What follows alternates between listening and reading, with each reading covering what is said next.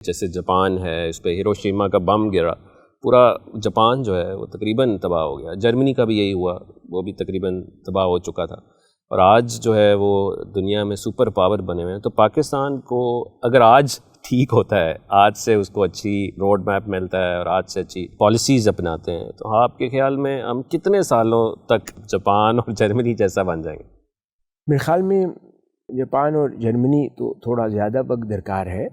ہمارے جو ممالک جیسے ساؤتھ کوریا ہے یا اپنے نیبر کنٹریز ہیں جیسے انڈیا ہے، ایون اب تو بنگلہ دیش کے ساتھ بھی اینالائز کر لیا جائے تو ہم اس کو بھی کیچ اپ کر لیں ارلی نیکسٹ فیو ایئرس کے اندر.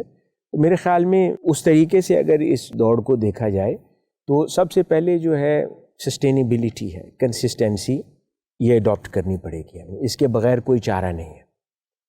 دوسری چیز اخلاقیات ہے، مورل ہے، ان چیزوں کو، کرپشن کو دیکھنا پڑے گا، بہت ضروری ہے.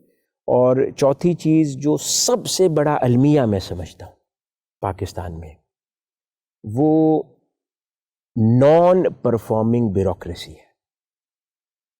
یہ پاکستان کی تباہی کے اندر بہت بڑا اس کا کردار ہے. اس کو میجر ریفارمز کے ساتھ اگر اپلفٹ نہیں کریں گے تو تب تک تو ہم اس ریس کا حصہ نہیں بن سکتے. اور اگر ہم میجر ریفارمز آج انٹروڈیوس کر لیں، کنسسٹنسی آف پالیسی کے ساتھ، بے روزگاری کو ایڈریس کر لیں، سیلف امپلائمنٹ کو ایڈریس کر لیں، انڈسٹریز کے حوالے سے کچھ نہ کچھ کر لیں، انرجی کا کچھ کر لیں، ان ایریاز کو ایڈریس کر لیں، اور بیوروکریسی کے حوالے سے میجر ریفارمز اگر آپ آگے پوچھیں گے میں تفصیل عرض کر دوں گا کہ کیا ہے میرے ذہن میں.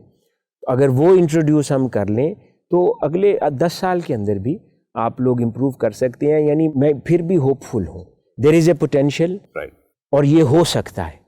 لیکن اگر ایگزیکیوشن کی پاور ہو، کنسسٹنسی ہو اور اچھا آڈٹ ہو، ان تین چیزوں کے ساتھ کوالٹی، یعنی good quality policy making, execution of policy, consistency of policy, اور پھر اس کا آڈٹ میکنزم، احتساب، تو یہ چیزیں 10 سال میں بھی بہتر ہو سکتی ہیں.